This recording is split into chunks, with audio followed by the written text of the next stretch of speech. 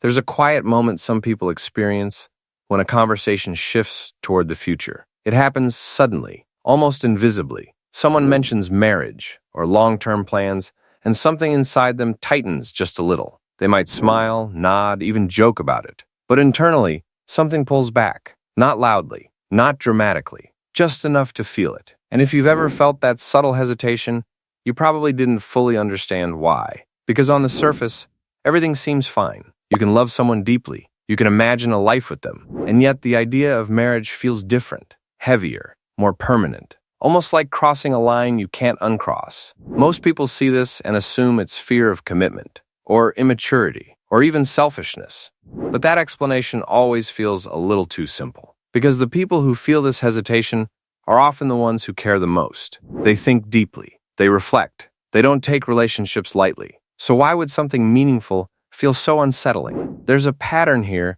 that doesn't get talked about much. And once you notice it, it starts to explain a lot of quiet reactions people have. The truth is, for some people, marriage doesn't just represent love. It represents permanence. And permanence does something very specific to the human mind. It removes the sense of escape, not physically, but psychologically. For some, that subtle sense of, I can leave if I need to, creates a feeling of safety. Even if they never plan to leave, just knowing they could keeps their nervous system calm. But marriage changes that perception. It turns something fluid into something fixed. And the brain reacts to that shift, not because it's bad, but because it's unfamiliar. There's a concept in psychology that quietly explains this. Attachment patterns, something Carl Jung once hinted at in his exploration of the unconscious. The idea that we carry invisible emotional blueprints from early life. And those blueprints shape how safe permanence feels. For someone who grew up around emotional unpredictability,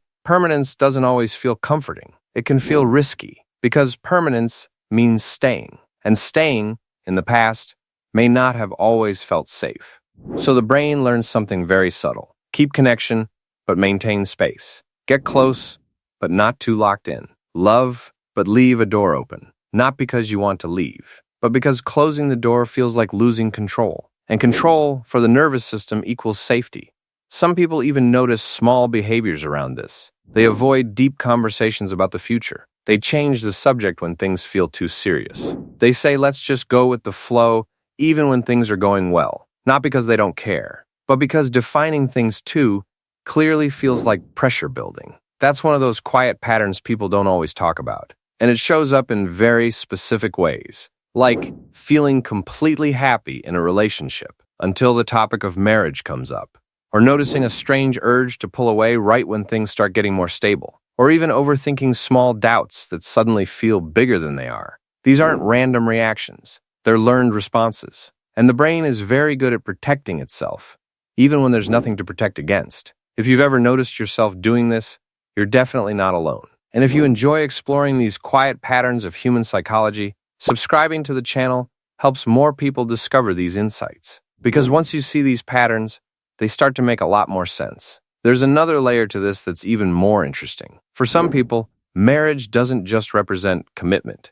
It represents identity. It quietly asks a question the brain isn't always ready to answer. Who am I when this becomes permanent? Because staying in something long-term means becoming a version of yourself that stays. And for people who are used to adapting, shifting, or keeping options open, that can feel limiting, not consciously, but internally, like something is being finalized before it feels fully understood. This is why some people feel a strange loss of freedom even in a loving relationship, not because the relationship is restricting them, but because their mind associates permanence with losing flexibility. There's even research in behavioral science and ideas from thinking, fast and slow, that suggest humans are naturally loss-averse. We feel the loss of options more strongly than the gain of stability. So even when marriage offers security, the brain quietly focuses on what it thinks it might lose: possibility, independence, the unknown. And that creates tension, a very quiet internal conflict. I want this, but why does it feel like I'm giving something up? That question doesn't always have a clear answer, but it lingers. And sometimes it leads to hesitation, or delay, or subtle resistance that even the person themselves doesn't fully understand. Another mirror moment appears here. Some people imagine their future, but stop just short of visualizing marriage. They can picture trips, memories, even growing old together. But the label itself feels different, heavier, almost symbolic of something bigger than the relationship itself. Others might agree to the idea in theory, but feel a wave of anxiety afterward. Not panic, just a quiet unease that's hard to explain, like something shifted internally. And they can't quite name what. This doesn't mean something is wrong. It means something is unresolved. There's a difference, because often this hesitation isn't about the other person. It's about what permanence activates internally. Old patterns, old fears, old definitions of what it means to stay. And the brain doesn't always separate past from present. It reacts based on memory, not logic. That's why someone can be in a healthy, safe relationship and still feel uncertain about marriage. Not because the relationship isn't right, but because the feeling of permanence is unfamiliar. And unfamiliar things always feel a little unsafe at first. There's also a quiet strength hidden in this pattern. People who hesitate around marriage are often deeply self-aware. They don't move blindly. They question. They reflect. They take emotional decisions seriously. And that's not a weakness. It's a different way of processing commitment. But like everything, it comes with a trade-off. Because overthinking can sometimes create distance from something that is actually safe. And the mind, in trying to protect, can also prevent. That's the paradox. The same system designed to keep you safe can also keep you uncertain. And recognizing that changes how you see the feeling. It's no longer confusion. It's pattern recognition. It's your mind doing what it learned to do. Nothing more. Nothing less. And once you see it that way, something shifts. The hesitation doesn't feel as mysterious or as overwhelming. It just feels understandable. Because it is. There's one final layer that often goes unnoticed. For some people, fear of marriage isn't about the future. It's about the permanence of being seen. Because marriage isn't just staying with someone.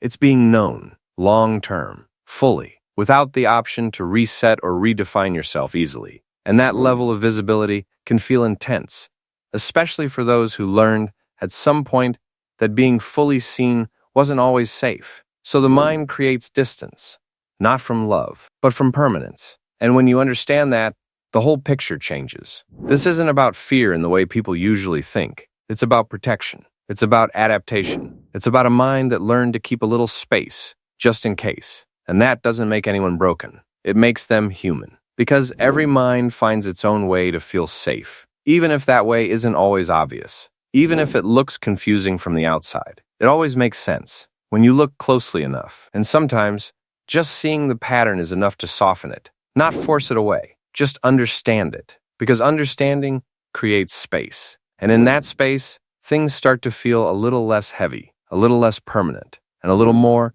possible. There are many quiet patterns like this hidden inside human behavior. And sometimes, the ones we don't fully understand are the ones that reveal the most about us. If this felt familiar in some way, there may be other parts of your inner world quietly waiting to be understood too.